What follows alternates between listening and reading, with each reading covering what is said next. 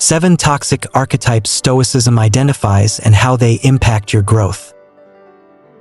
Imagine this: you're standing in the center of a vast coliseum, the roar of the crowd echoing around you. But the battle you're about to face isn't with a gladiator.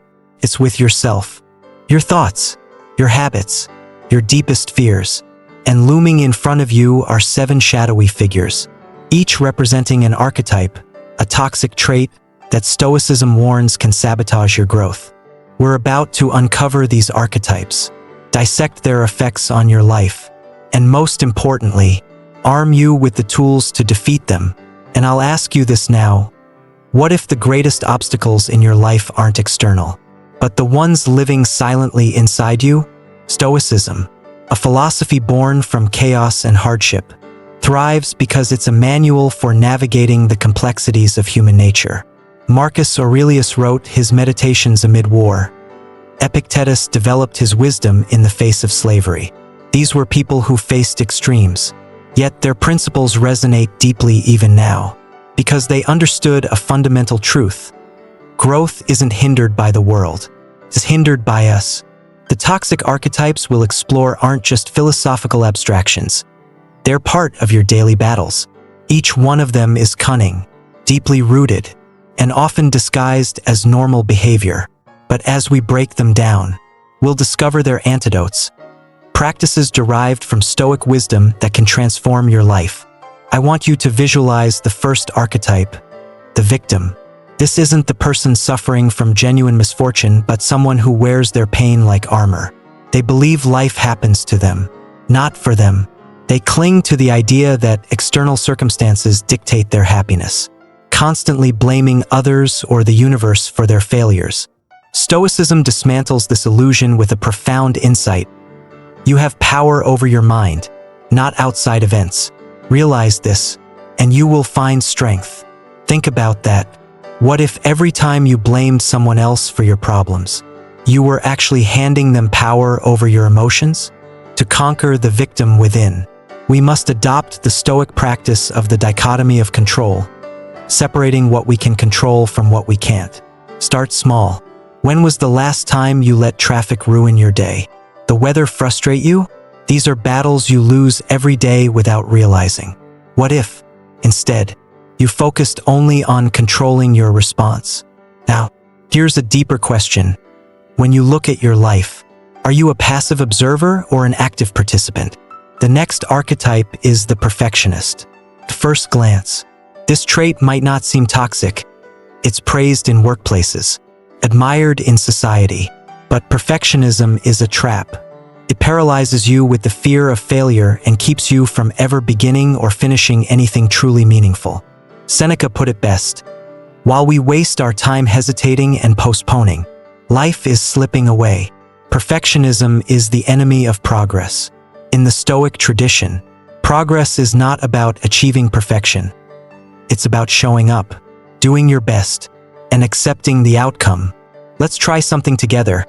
Think about a project or goal you've been putting off because you're afraid it won't be good enough. What if, instead of seeking perfection, you sought improvement?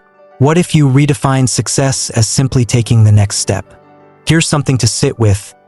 Are your high standards empowering you, or are they chains keeping you from growth? Now we meet the cynic. This archetype thrives on negativity, dismissing others' achievements, questioning their intentions, and assuming the worst in every situation.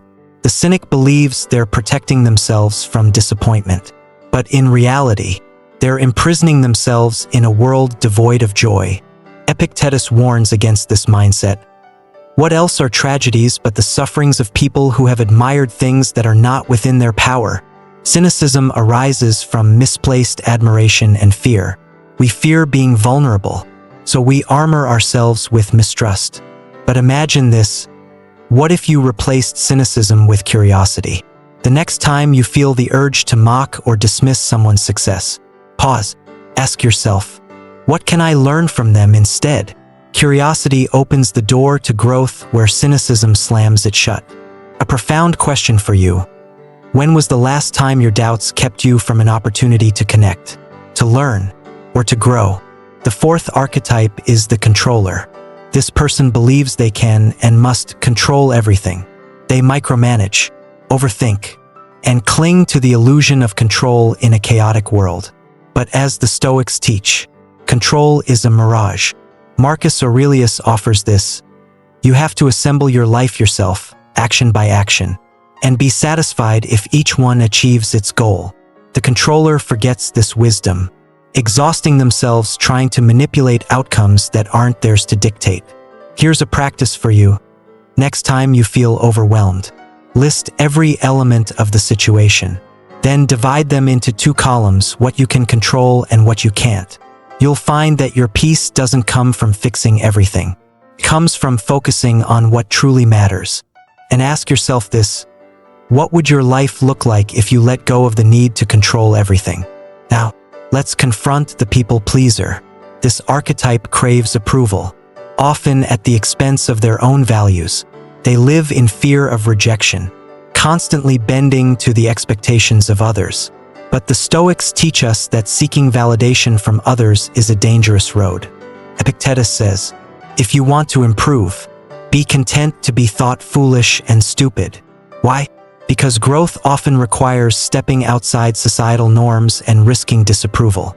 The people pleaser must learn to anchor themselves in their own principles rather than the shifting tides of others' opinions. Here's an exercise.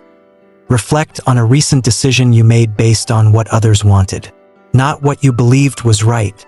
How did it feel? What if next time you chose authenticity over approval? Here's the question for you. Do you live for yourself or for the applause of others? The penultimate archetype is the drifter.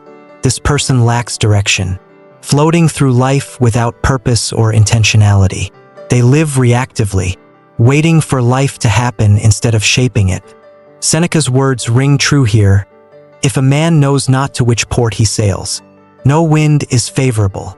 The drifter's antidote lies in purpose. You don't need to find a grand calling overnight. Start with one small commitment, something that gives your life meaning today. Now think about this. If you continue living the way you are, where will you end up in 5 years? Are you drifting or are you steering? Finally, we face the self-defeater. This archetype internalizes every failure, criticizing themselves mercilessly. They mistake their mistakes for their identity, believing they're fundamentally unworthy. The Stoics remind us that failure isn't final. Marcus Aurelius writes, waste no more time arguing about what a good man should be. Be one. Growth begins the moment you stop defining yourself by your past and start shaping your future. Here's a Stoic challenge for you. The next time you fail, treat yourself as you would a close friend. Instead of condemnation, offer compassion. Instead of dwelling on what went wrong, ask, what can I learn? Here's the final question for this part. Do you see failure as a reflection of who you are, or as a stepping stone to who you can become? The Stoics' toolkit for transforming weakness into strength. Imagine waking up tomorrow with a clear understanding of how to handle every challenge, every toxic archetype that's been holding you back. That's where we're headed now, into the heart of Stoic practice.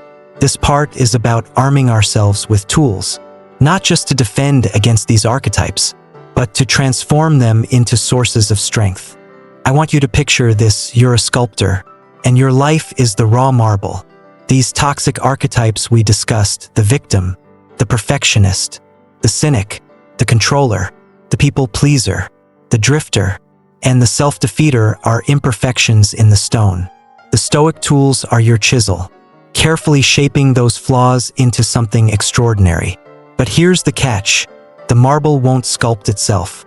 You have to show up, day after day, and do the work. Let's begin with the victim archetype. The key here is radical acceptance.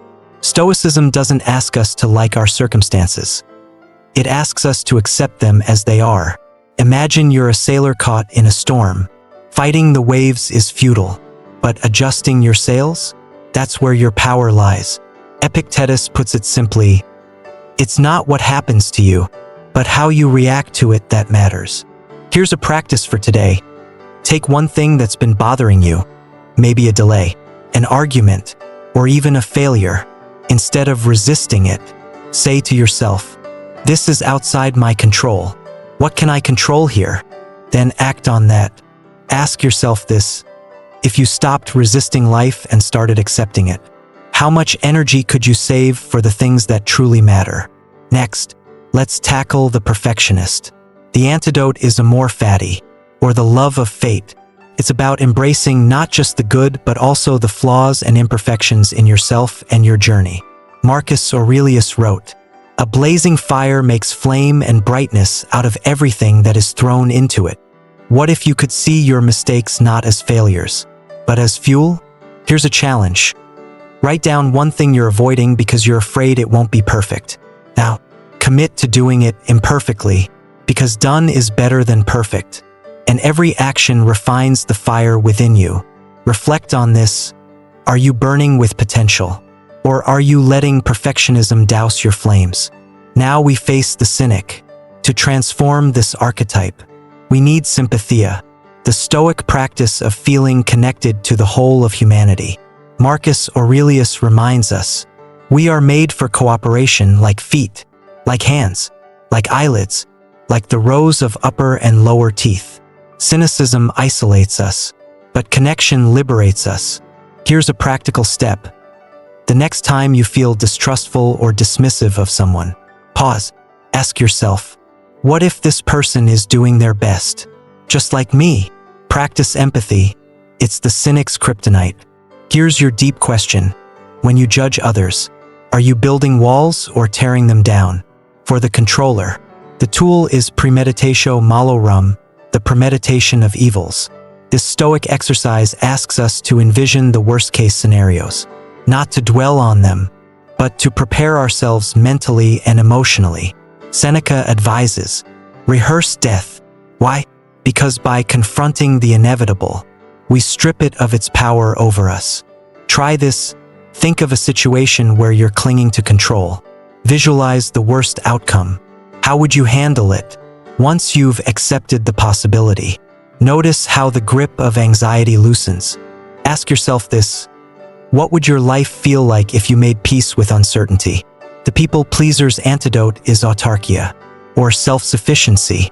It's about finding your worth within, not in the fleeting approval of others. Epictetus says, if you are ever tempted to look for outside approval, realize that you have compromised your integrity. Be satisfied being a philosopher. Here's an exercise. Set a boundary today. Say no to something small but significant, something that compromises your values or your well-being. Notice the discomfort, and then notice the freedom that follows. And here's a thought to ponder. If you stopped living for applause, what kind of life would you create for yourself? Now, let's empower the drifter with eudaimonia, the Stoic concept of flourishing. Flourishing isn't about constant happiness.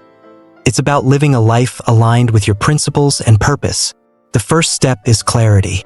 Seneca advises, decide once and for all who you wish to be. Here's a practical exercise.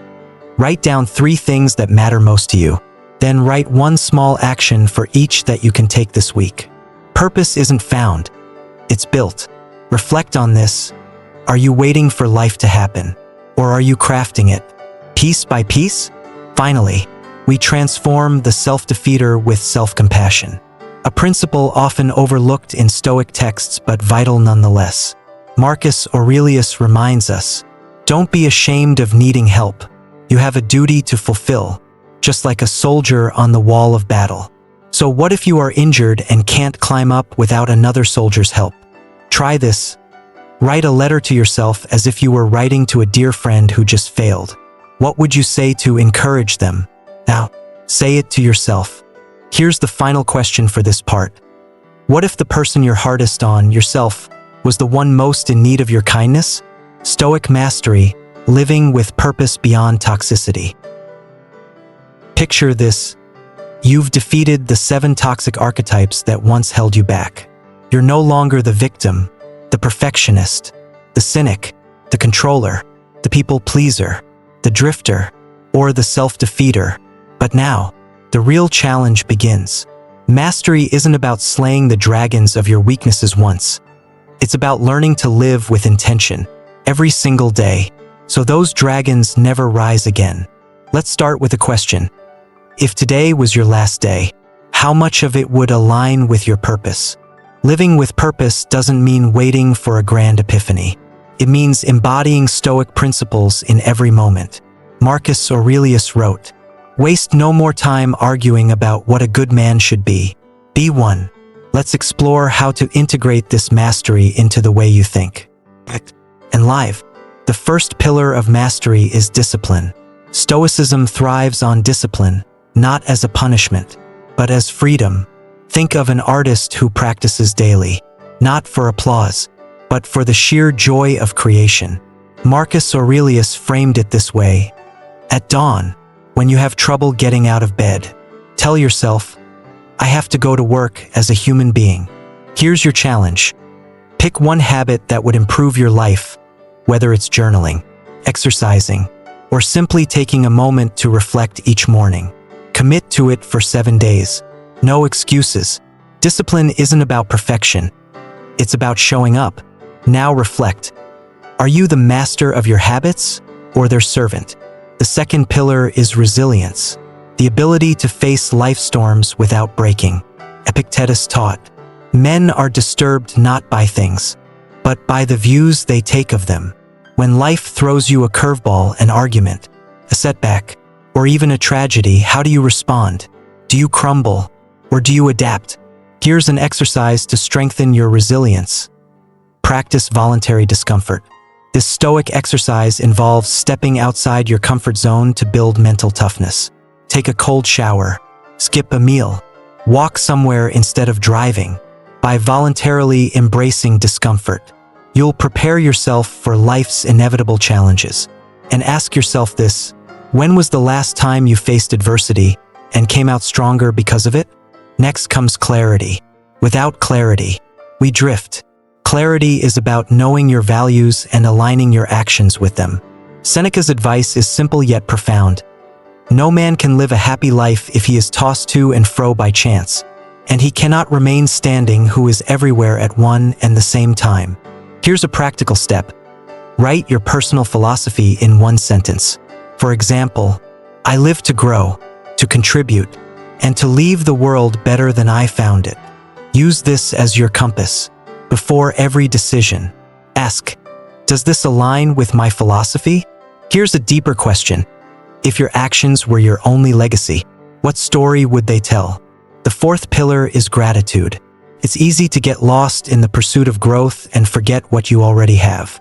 Marcus Aurelius reminds us, "Do not indulge in dreams of having what you have not, but reckon up the chief of the blessings you do possess. And then thankfully remember how you would crave them if they were not yours."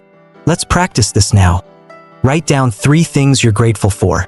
They can be as simple as a kind word, a warm meal, or even the breath in your lungs.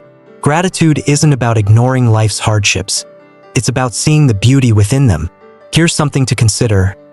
What blessings are you taking for granted today that you desperately miss if they were gone tomorrow? The final pillar is legacy. Stoicism isn't just about personal growth. It's about leaving a positive mark on the world. Seneca wrote, "Life is long if you know how to use it. What will you leave behind for others? How will your actions ripple into the future?" Here's an exercise. Imagine your funeral. What would you want people to say about you? Now, reverse engineer that legacy. Start living today as the person you want to be remembered as. And ask yourself this: when the end comes, will you be proud of how you lived? Stoic mastery isn't about eliminating struggle. It's about meeting it with courage, wisdom, and grace. Every toxic archetype you've faced, every shadow within you, isn't your enemy. It's your teacher. As we close, I leave you with one last thought. Freedom isn't found in controlling the world around you. It's found in mastering yourself. Now, what will you do with that freedom?